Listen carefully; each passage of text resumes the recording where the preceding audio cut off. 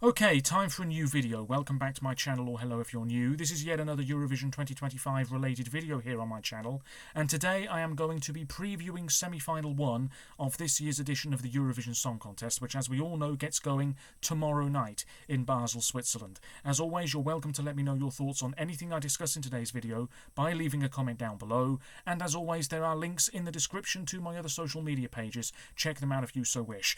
I'm actually filming this video you're watching now very late in the evening of the 11th of May, but chances are you're watching this on the Monday, which means it is indeed tomorrow when the first semi-final will take place. 15 nations are involved. It's a pure public vote, and those 15 nations will all vote alongside 3 of the automatic finalists, which in this instance are Italy, Spain and Switzerland, and they'll be performing at points in the first semi-final as well. And of course the rest of the world will have their say too, and I've said it before and I'll say it again, at some point that rest of the world vote might end up being quite crucial. Whether it's this year or not remains to be seen. What I'll be doing in this video is just talking about the songs again a little bit, going through the photographs online, which are on the Eurovision website. I've already seen them. I've also already seen the rehearsal clips for each of these songs, which have been online for a little while, and I've spoken about them in previous videos that you may well have seen. I'm also going to be telling you where I have each song ranked in my current ranking of this year's entries, and also where my friend Peter has ranked these songs in his top 37 of the year. And at the end of this video, I will be telling you my final prediction for the semi-final 1 results, and I can tell you right now, it's very messy and should not be taken too seriously. It is, of course, just a bit of fun. With that being said, let's get straight into this. Iceland are going to open semi-final 1 on Tuesday evening. This is the two brothers, of course, Vibe with Roa. They're in their somewhat baggy silver outfits with Vibe across their chests. They've also got 3 dancers with them, also decked out in silver attire. We have a predominantly light blue and reddish orange colour scheme to this performance, with sort of Minecraft pixelated images on the LED screen at certain moments as well. There's energy, there's a bit of vibrancy, there's choreography, we've got smoke coming up from the stage floor at certain moments as well. Really, this is a very fun way to get things going in the first semi-final. I would say it is fairly accessible pop. Yes, it's in Icelandic, but I think a lot of people, first-time viewers, first-time listeners, they are going to be swept up in the very light-hearted, jolly, carefree, sea shanty nature of this tune. Now, a lot of people are on the fence with Iceland, I would say, not sure whether they're going through or not. It's been a while since Iceland made a Eurovision final, of course. What might stop Iceland from getting over the line, in my opinion, is that Poland are on next. And I've said it before and I'll say it again, based on what I've seen of the rehearsal footage, the photographs, and what we had at the national final too, Poland could blow Iceland away, which is a bit troublesome for Vibe. However, this is also a song that a lot of people are enjoying, which is one thing. But then, is it enough to make you want to vote for this song? And Eurovision is a cruel game. You could finish 11th in a country's televote, which means you don't get any points. And that could be the case in the final, for example. You could finish 11th or 12th in many countries' public half of the results, but you end up with nothing because you aren't in the top 10. So a lot of people like your track, but just not enough to give you a point or two. That could be the case with Iceland here. I like it. It's my number 10 of the year at the moment. It is my friend Peter's number 19 of the year. Let's see what happens tomorrow night as to whether Iceland make it back, for the first time in a few years, to a Eurovision final. I'm already rambling. Let's move swiftly on to Poland now. The returning Justyna Steczkowska with Gaia. Of course, she opened Eurovision 30 years ago in Dublin. This song is far superior in my opinion. I think what is really impressing me about this number is just the sheer amount of power and ferocity that it's packing into a 3-minute performance. Justyna is a highly successful musician, one of the biggest female stars in Poland, I would say, and she is just looking really in command of her performance. She was doing it at the national final, she's doing it on the Eurovision stage here as well. She's in a black outfit, she has dancers also in black outfits, rather ragged attire, very wild dances, Ukraine 2004. We've got flames, we've also got some blue lighting. Justina is being lowered to the stage, or is she being lifted up? I'm not sure what point of the performance this is in this photograph I'm looking at, but she's holding on to these black ribbons. That's obviously quite a powerful image. There's choreography, the smoke machine is kicking in. Like I said, you've got flames leaping up around the stage as well. It's definitely a very forceful type of performance. It's the sort of song that's going to whack you around the head and say, you will pay attention to this for 3 minutes, god damn you. It's that sort of tune. It's not one of my big favourites of the year, but I can appreciate it. It is my friend's number 3 of the year, and it is my number 28 of the year. Very likely to progress. We know that Poland can benefit from a diaspora vote, and I think this year their chums will be out in force. So I would not rule out this song doing incredibly well in the first semi-final and perhaps incredibly well in the public half of the results in the final. But even without that diaspora vote, this song would probably do quite all right for itself. Song 3 in the first semi-final is something very different. It's the first ballad of the year, and it comes from Slovenia. This is How Much Time Do We Have Left by Klemen, who is a very recognisable star in his homeland, and really I think Slovenians watching EMA all those weeks ago probably voted for the name rather than the song. July Jones was right there, and I hope she gets her chance at Eurovision in the near future. If I was working at the Slovenian broadcaster or somebody who had something to do with Slovenia at Eurovision, I would be on the phone now to July Jones talking about an internal selection for 2026. I really would be, because I don't think the Slovenian national final was very strong at all this year. Anyway, Klemen won it, and he is dressed very casually. He's got a good voice. He's been singing for many years. It looks very beautiful. We have lots of warm, somewhat inviting golden lighting. And I don't know whether it's his wife on stage or not, but he is joined by a woman, and it's all very touching, quite emotionally charged. Because it's in English, it is somewhat accessible. I think the message of this song is going to come across relatively well, and some people will really resonate with what is going on here. Arguably the most interesting part of this performance is when he's upside down. I'm sure there's a reason as to why he is like that. I just haven't read about why that is part of this performance. Anyway, it's really not too bad a song. It's just not that competitive. However, you could say that this has a little bit of momentum. So I did have to think about that when I made my prediction a short time ago. As for my ranking, Slovenia is my number 34 of the year. It is my friend's number 32 of the year, and a lot of people I've seen online don't have this ranked terribly high either. But it's a dark horse. Song 4 in semi-final 1 is one of the most notable names in this year's entire lineup for Estonia. It's Tommy Cash with Espresso Macchiato. So we have a somewhat controversial figure here front and centre. I'm not going to comment on him. I've never met him, but I know he's been involved in some controversies in the past. He is wearing a suit and a rather long, skinny red tie. He's got a post-it note on his jacket which says I love Eurovision. He's got the long hair, of course, and he's holding a slightly crushed coffee cup with his name on. We've got this red curtain effect on the LED screen, and then Winner's Cafe behind him, and he's joined on stage by several guys dressed as security guards. There's really not much to this, it has to be said. For what is a somewhat comical, lively number, it's almost as if they're really holding back somewhat. Don't know why that's the case. Maybe they're just letting the song work its magic somehow. We have also got some choreography, which I suppose is coming across as somewhat comical as well. To first-time listeners and viewers, this is probably going to really appeal to them, and I expect the points to pour in. However, Eurovision fans, I think, generally aren't massively on board with this one, I would say, so it will be interesting to see what happens, especially in the final. There could be a real difference of opinion between the professional juries, the music professionals, and indeed the general public. Estonia, I usually love their entries at Eurovision. This year, not quite as much. Currently my number 16 of the year, and my friend has Estonia at number 12. Moving on to song number 5 in the first semi-final. It is one of the strongest countries, if not the strongest country at Eurovision, Ukraine. This is Bird of Prey, that's P-R-A-Y, not P-R-E-Y, by Zifferblatt. So what we have here is a relatively simplistic indie-sounding song. I really have very little to say about this.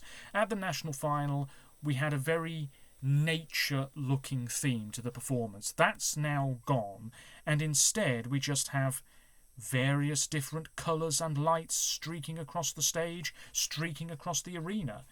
It looks quite nice, and certainly it sounds good. Vocally, there are no concerns here. I don't mind the outfits as well. Very sort of 1970s, I would say. Flared trousers, I guess they are. We've got a bit of pyro by the looks of it too, and there's this moment here where the lead singer has his hands like this and seems to be holding a light or a torch which is shining across his face. That could be quite a powerful image. A lot of people, I think, are fairly indifferent on this one, but it's Ukraine. They almost always do very, very well in the final, and I am anticipating something similar again this year. In terms of the ranking, I have Ukraine at number 30, and my friend has Ukraine at number 25. Yes. So there we go, Bird of Prey by Zifferblatt. Bit of a dark horse, might do better than we're all expecting. Definitely not one of Ukraine's most competitive entries over the past few years, though. After that, we move on to Sweden, the favourites to win, Barabastu by Kai. This is a song about sitting in a sauna and letting go of all your worries. Wonderful stuff. It does feel fairly humorous, but it's not a straightforward jokey entry at all. This is just so catchy, so likeable, so simple. I keep using that word, but it really is coming across that way. We have the sauna prop on stage. The performance at Melfest was fine. If it ain't broke, don't fix it. Take what you've already got, stick it on the Eurovision stage. The hard work is already done. All they've got to worry about is making sure that they sound good live. And in the rehearsal clip, they sounded okay to me. They're having a good time. The choreography is nothing too crazy. It's easy enough to go along with. Even if you don't speak Swedish, it's very catchy. This is what Finland excelled at in Liverpool with Cha Cha Cha. Everybody can sing along with that. It's what Croatia did last year with Rim Tim Taggy Dim. Everybody can sing along with that. Admittedly, the whole song was in English anyway. And this year, Barabastu, which is the first Swedish language entry by Sweden at Eurovision this century. It's about time. It could have been Måns. Instead, we have something which has been at number 1 in the Swedish charts for something like 11 weeks already. Absolutely unprecedented. We've got lasers streaking across the stage as well in the final third. We've got the dancers with their towels wrapped around them. It's just a fun old time, and the sort of thing that could be a big hit all over Europe, if it's not already. It is my favourite of the year, it is my friend's favourite of the year, and as much as I do enjoy this song very much, there is a part of me that actually doesn't want Sweden to win again because they only won as recently as 2023. Anyway, that's by the by, we move on. Next up is Portugal, another male group. This is Napa with Deslocado. And this is one of the most refreshing entries of the year. It feels like such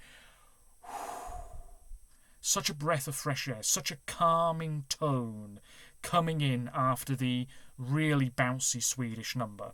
So what we have here is not a great deal. We have some warm tones on the backdrop, the band doing their thing, pretending to play their instruments, of course. We have a sort of bluish cityscape on the LED screen at 1.2, the lights that have descended down from the ceiling ever so slightly, shining across the stage as well. It's a very easygoing sort of track, and the vibe I'm getting from the rehearsal footage and these photographs is exactly that. A very chilled out breather, a very chilled out 3 minutes on stage. It's really not a bad tune at all. I just can't rank it that highly. It was a bit of a surprise winner of FDC. It is my number 31 of the year. It could be higher after this week. And it is my friend's number 26 of the year. So there we go. After Deslocado, which is a song with a message, I should say. It'll be interesting to see if the message comes across strongly during the live show. It's Norway next, Lighter by Kyle Alessandro. So this is bog standard pop fare, I would say. If this was in Melfest, it probably wouldn't finish higher than 9th or 8th in the final, if I'm being honest with you. But here we are. It has grown on me slightly over the past couple of weeks.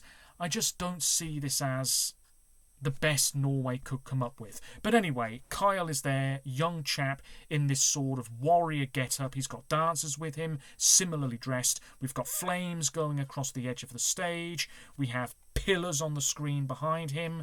Then it goes from blue to red, a little bit like Iceland's performance does, I guess. And there's choreo. He doesn't sound too bad. He's moving about with some confidence as well. This is going to go down very well, I would say, with first-time listeners and viewers on Tuesday evening. I think this is going to get a better result than Norway's entry last year, which is outrageous because Ulveham should have been right up there getting a lot of love, and we all know exactly what happened.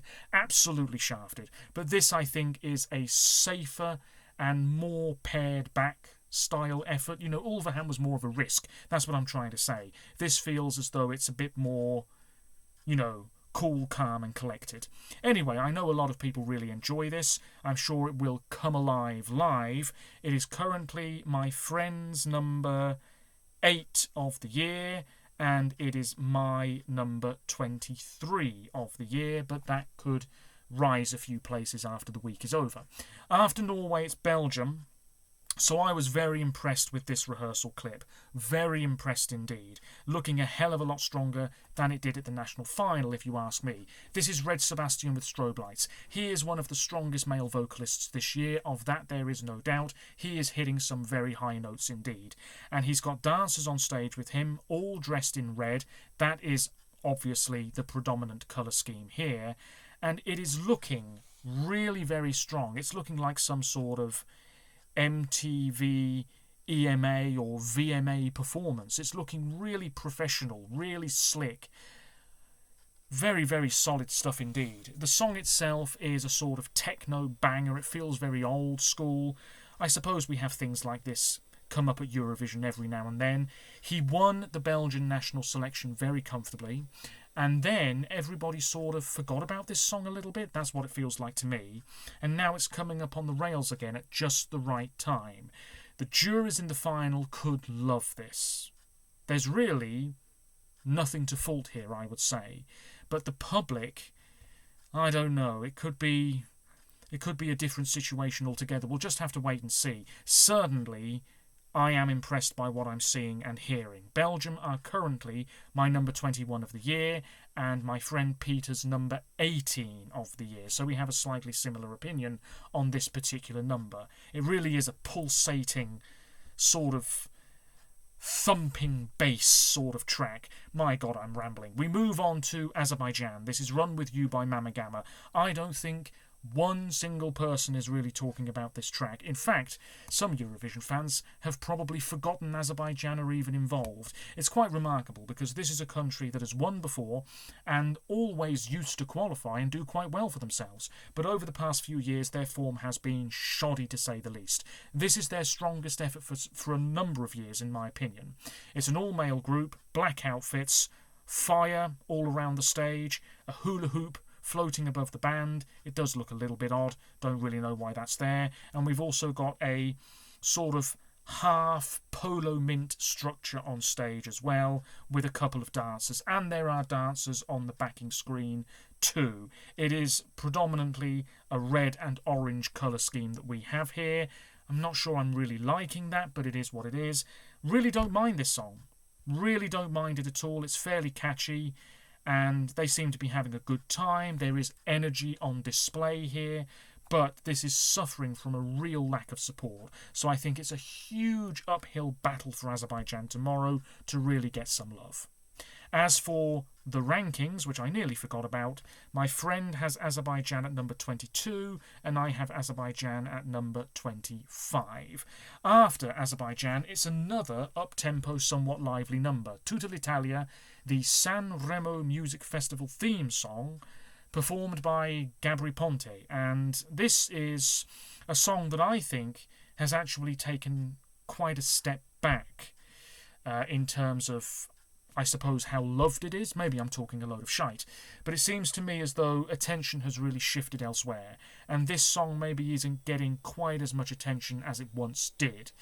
We know San Marino usually find it a big challenge to qualify for the final. Anyway, really, this is one of their strongest efforts at Eurovision to date, but it still might not go through. Gabri is there, quite casually dressed in a rather baggy black outfit, a black coat and what have you, behind his deck. Really, the heavy lifting is done by the actual vocalists of this song, who are either side of him. We've got pyro, we've got blue lights, we've got pink lights, we've got flames, we've got a statue face blowing bubblegum on the screen behind him. Dear me, there's quite a bit going on here, and the stage, you know, it just looks quite empty. It's such a small stage anyway. I'm looking at this one particular photo, and I don't know, it's making me feel a bit awkward about the way that it's all coming across live. Anyway, it's not a bad tune, it is a fun time, but is that going to be enough? Italy can vote for this, so that might be some points in the bag, but who else is going to vote for this? I just don't know. Like I said with Iceland earlier, San Marino might finish 11th or 12th. In a lot of countries, televoting, which is not bad, I suppose, but it means that you get nothing. So it could be just very unfortunate San Marino missing out on the final this year. In my ranking, San Marino are number 18, and my friend has them at number 36. So really not a fan of this one. Anyway, after San Marino, we have Albania. My God, people love this, absolutely love this, and I can see why, because it's definitely bringing a different flavour and a different dynamic to this year's competition. It's the male-female duo Shkodra Elektronike with Sherm, and I was impressed with the rehearsal footage, I have to say. I'm really liking the patterns all across the frame that goes around the stage, and indeed we have those patterns on the LED screen as well, along with lots of light up boxes from the looks of it. The guy is off to one side, black outfit, looking quite stern and serious, and then she is in this flowing red outfit and looking very comfortable and confident on stage, it must be said. This is a real glow up from Fick, which was all those months ago, of course. It's looking and sounding really good, and I think this is going to be in the final, and I think this is going to do quite all right for itself in the final. And I don't usually love Albania's entries at Eurovision, but I have to say I do think this is one of their stronger efforts. I did much prefer Carnaval, but that doesn't matter now because that's not at Eurovision, this one is. And the amount of love for this song is quite extraordinary. But will that translate into votes, or is it just Eurovision fans loving a song and then not actually voting for it? That's happened before. In my ranking, Albania are number 17. For my friend, it's number 29. After Albania, we have the Netherlands. This is in a fat lot of trouble. A 100% public vote semi-final. Ooh, dear me. I can't believe I'm saying this right before the semi-final actually takes place. But I can see the Netherlands really, really struggling now. And that rehearsal clip I thought was fine, but people hated it. Oh, his vocals aren't good enough. Oh, the way this is coming across the staging. How boring, how bland, it doesn't work live. I mean, there was a huge barrage of criticism towards that 30-second clip, and I thought some of it was very unjustified. Anyway, this is a quality song. It's not trying to be something it's not. It is being presented in, I think, pretty much all one camera shot. Super simple. He is in, I don't know what it is with baggy outfits this year, but he's wearing somewhat baggy trousers, a sort of brownish coloured suit, I would say. He looks good. Sounds perfectly fine to me. The camera's up close to his face at one point in this performance. That might be right at the start of this track. And then at the end we have flowers all over the backdrop, all over the stage floor. And he's got musicians on stage with him as well, pretending to play their instruments. It's very intimate, but it's also somewhat inviting, I would say, which is great. And it really is a very fine song. It's one of the favourites to win, and I think in the final the juries will go big for this. But the public score is now a major concern, I would say. That performance in the first semi-final tomorrow night has got to be bang on the money. Otherwise, I can see this really not getting many points at all. Maybe I'm talking rubbish, but that's the way it's heading in my opinion. In my ranking, Claude with C'est la vie is number 5, and for my friend Peter, the Netherlands, number 28, which is quite low. I did query that when I spoke to him the other day, but there we are. Claude, lovely. After the Netherlands, it's Croatia. So this is very different from the Dora national final performance. It's, of course, Marko Bošnjak with Poison Cake. Young guy, he's wearing a sort of white top with patterns over it, almost this sash-like effect going down his top. I'm not good at describing fashion, if you haven't realised that by now. They've gone for a very atmospheric, gothic, spooky vibe. We've got flames. The lights have come down from the ceiling and are arranged in this very jumbled pattern. We've got blue lighting. We've got pink lighting. We've got green lighting. We've got red lighting. We've got dancers on stage. It's all very witchy and mysterious. And maybe it's not going to make a great deal of sense. There's a photograph here which is one of the best from any of the rehearsal photographs posted online. Well done, Alma Bengtsson. That's a cracking photograph where he's on the floor surrounded by this different coloured smoke. Very nice. He is not a bad singer. He did not sound good at Dora. He's been at some of the pre-parties. He sounded okay. He's now sounding better based on the rehearsal footage that was released a few days ago. But this song, it's just so jarring to me. The chorus in particular, it's just so aggressive somehow and different from the rest of the song. And the lyrics I'm really not enjoying. I find them quite cringeworthy. They are giving themselves a fighting chance with this staging. But unfortunately, Cyprus are on afterwards. The staging there is arguably a great deal more impressive. The Netherlands beforehand, there I am saying it might struggle, but there's also the very strong possibility that that could get a lot of points, way more than Poison Cake is going to end up with. So this one I just feel is being left in the lurch a little bit, if you see what I mean. I really don't know what to make of this one. It's not one of my favourites at all. I find it a huge step back from what we had last year. It is my number 36 of the year and my friend's number 31 of the year. That leaves the song that's closing semi-final 1, Cyprus, Theo Evan with Shush. So this song's a bit all over the place. But here's the thing. The song doesn't matter at all because the staging is what it is. That is what is saving this song from being forgotten about, truth be told. It's no surprise it's on last. We've got 2 big scaffold props. He's in a very casual black outfit. He's got dancers on stage with him, also in black outfits. And the scaffolding is being moved around for the duration of this performance. It looks quite impressive. And I'm not going to fault it because it looked pretty good in the rehearsal clip as well. However, it's all about the staging to the point where you almost forget what the song is doing. I'm sure most people won't be paying the slightest bit of attention to the lyrics of this song. So it feels to me as though they're really focusing on one thing and maybe forgetting the rest.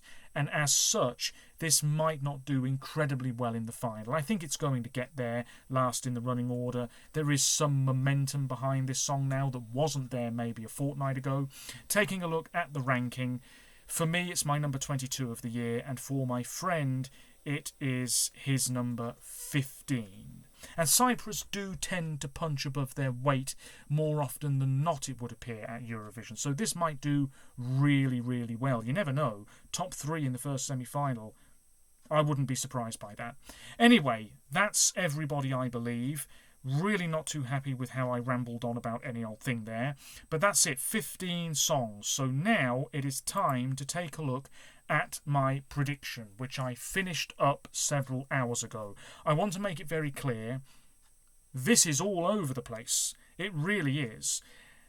Where each country is exactly doesn't really matter at all. I'm not focusing on that one bit, truth be told.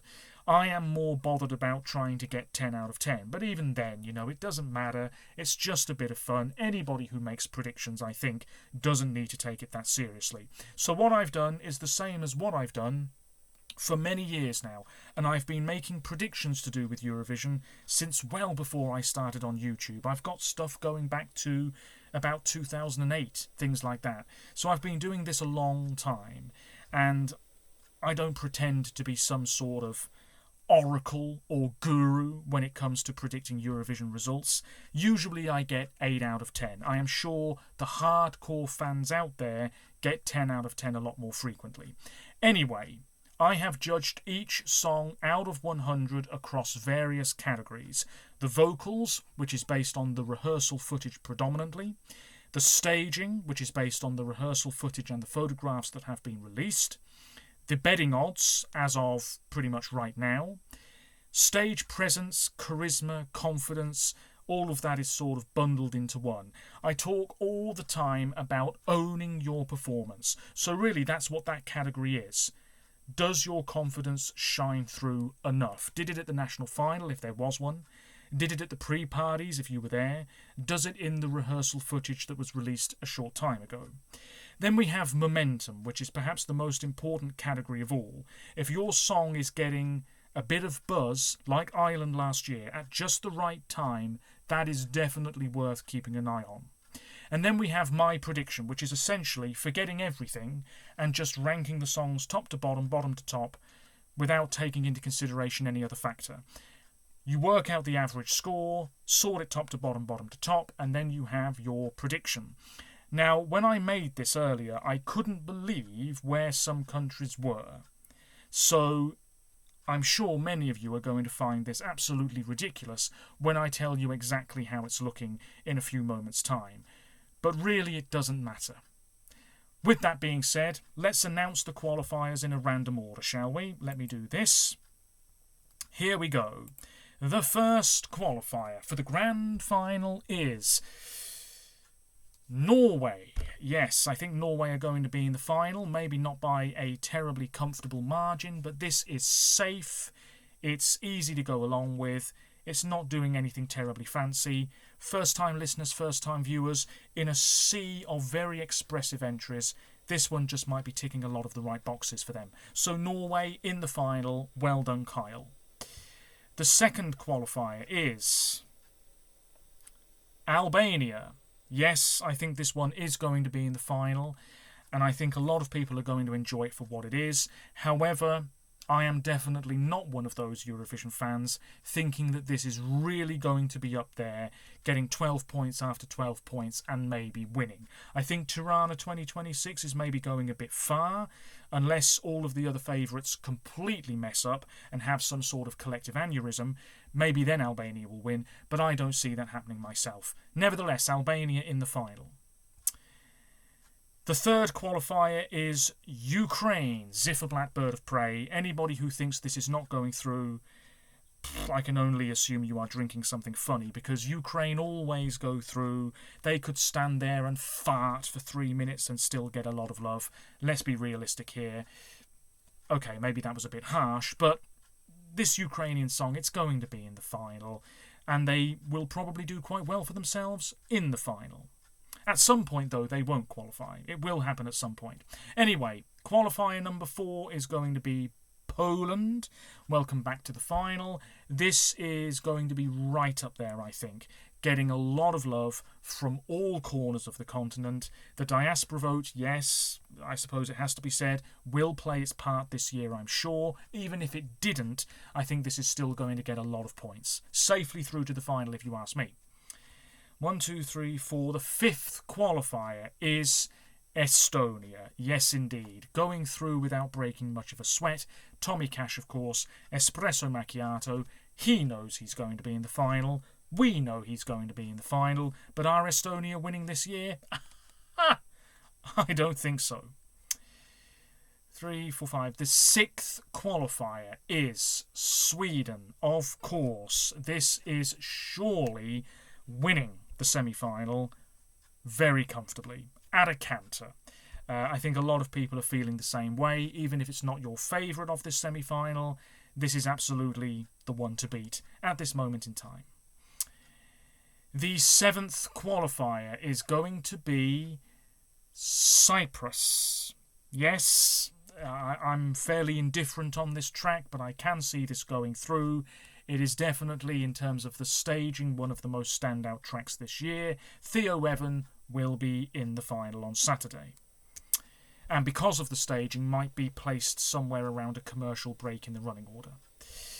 The 8th qualifier is the Netherlands. I am concerned, but I think this is going to go through. Claude is one of the favourites to win. It's just a lovely track, obviously quite personal, and maybe the staging isn't going to come across that well live, but still, I think he's doing enough, and the Netherlands will progress. That leaves 2 countries left, but let's go through the songs that I have down as non-qualifiers first. So, not making the final first, we have Slovenia. I just can't see a situation where this goes through, really. And I've thought about every possibility. I can't see Slovenia going through ahead of Norway. I can't see Slovenia going through ahead of Ukraine or Cyprus or even Albania. I just don't see it. Yes, I think this isn't going to be disgraced necessarily, ending up with very few points indeed. But I also don't really see this getting enough love to sneak over the line and be in the final. It reminds me a little bit of Cyprus 10 years ago. That was a bit of a surprise qualifier. In the final, the juries liked it, public didn't. That was when the voting system was under its old format, and John Karagiannis finished right towards the bottom. This song is reminding me of that one ever so slightly. But that went through. This, I'm not sure it will. We'll wait and see. Also not making the final, Azerbaijan. Yes, I'm thinking this is another NQ. There is just no momentum and, very little interest in this track, despite the fact it's really not too bad. With everything taken into consideration, I think this is going to struggle. Also not in the final, Croatia. As I said a short time ago, I think this is a huge step back from what we had last year. I don't think Croatia are pushing on. The staging seems fairly impressive. I think it's going to be quite engaging. People are going to want to stick with it for the full 3 minutes. It's just a shame the song isn't strong enough. Marco is fine. He had a great song in Dora a few years ago. This feels subpar, in my opinion, and I'm not quite sure it's going to get enough love to go through. Also missing out, San Marino. Yes, I had this down as a qualifier for quite some time, but now I'm thinking it might be edged out in favour of somebody else. I just think it's coming across as more awkward than thoroughly enjoyable. DJ acts at Eurovision haven't really fared well in the past. Gromi for Poland a few years ago. Lumix and Pia Maria for Austria a few years ago. Now we've got Gabri, and this is a shame, because I'd like to see San Marino in the final, in all honesty. I think it would be great for them. It would give them the motivation to keep on trying hard for many more years to come. It would give hope to other small nations at Eurovision that they can do the business as well. Looking at Andorra maybe coming back in the future, Monaco, things like that. But there's more momentum elsewhere now, I would say. And San Marino are just being brushed aside ever so slightly. And that's a bit concerning. And I'm not sure this is going to really pop off in the way that it perhaps should. We'll wait and see. That leaves 2 countries. No, it doesn't. It leaves 3 countries. You'll know which 3 they are if you've been paying attention. The 9th qualifier is Belgium. It's a bit touch and go for some Eurovision fans, I would say, but I think this is going to go through. As I said earlier, I was very impressed with the rehearsal footage. I actually thought that this was the best rehearsal footage out of all of the semi-final 1 participants. And this is not my favourite song in this year's competition, or indeed in the first semi-final whatsoever, but I just thought it was looking really slick, really polished. It felt as though everything was fairly stripped back, and at the same time, it was looking really good and sounding solid. I was impressed. I am now waffling on like you wouldn't believe. But I think Belgium are going to go through. That leaves two countries, Iceland and Portugal. The 10th and final qualifier in this prediction is Iceland. I just think people are going to be more in the mood for a very bouncy, somewhat safe pop number than Portugal's very pleasant, very cool breeze on a summer's day sort of track. Yeah, I just think more people are going to gravitate towards Iceland's track. Maybe not by much, and maybe this prediction's awful. If it is, so be it. Doesn't matter. But I think Iceland's song... I don't know. I think it's going to be really, really close, but I think Iceland might just get over the line. I don't know. It really depends what the audience is in the mood for. We don't have too many slowish songs this year. Slovenia and Portugal are in semi-final one. One of them might make the cut. But then who misses out? Maybe Iceland. I'm not sure any of the other countries I've mentioned as qualifiers are going to miss out myself, but we will wait and see tomorrow night. So, going from bottom to top, finishing last in this semi-final with a score of 61.8, Azerbaijan. Yeah. Finishing... How many... Oh, dear me. I've got to work this out properly here. Let me just do this. Yes, finishing 14th. Dear me, you can tell it's late. Finishing 14th in semi-final one in this prediction with a score of 64 is Croatia. 13th with a score of 65, Slovenia. 12th with a score of 65.3, San Marino. And then just missing out on the final with a score of 67.2, Portugal. That means the qualifiers in 10th place with a score of 68.3, Iceland. In 9th with a score of 77, so quite a jump, Norway. In 8th with a score of 78.2, Estonia. Yes, I know. I can see Estonia finishing much higher up than that. And I thought about changing the way that I make these predictions. And then I thought to myself, no, keep it the same as you have done for many years, which is what I've done. Estonia are there in 8th place. Like I said, it doesn't really matter about the exact ranking. I suppose what matters slightly more is which songs I've actually got down as qualifiers. Anyway, that's Estonia. In 7th place with a score of 80, Belgium. In 6th place, also with a score of 80, but doing slightly better in one or two categories, so therefore higher, is Ukraine. In 5th, with a score of 80.2, Cyprus. In 4th, with a score of 81, the Netherlands. In 3rd, with a score of 83.8, Albania. In 2nd, with a score of 84.2, Poland. And winning this semi-final comfortably with a score of 89 is Sweden. So there we have it. Sweden to win it, Azerbaijan to finish last, Portugal to just miss out, and Iceland to narrowly sneak through.